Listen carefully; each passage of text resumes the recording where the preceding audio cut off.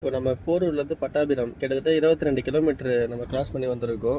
அதில் பெரும்பாலும் வந்து கிட்டத்தட்ட 95% மேலே ரோட்டில் வந்து வாட்டர் ஸ்டாக்னேஷன் எதுவுமே இல்லை.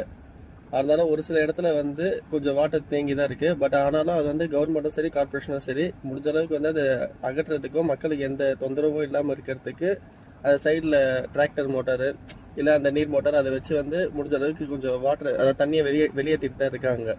பட் அதான் நியூஸ்லேயும் சரி மீடியாலையும் சரி பெரும்பாலும் வந்து இப்போ 100% இருக்குன்னா எங்கேயாச்சும் 5% வந்து எங்கேயாச்சும் வாட்டர் ஸ்டாக்னேஷன் இருந்தால் அதை வந்து பெரிய விஷயமா காட்டிட்டு இருக்காங்க.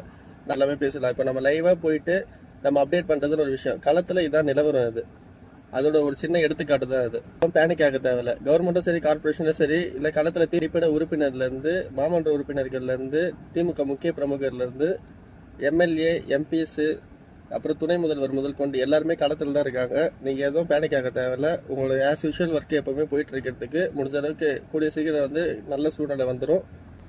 நன்றி.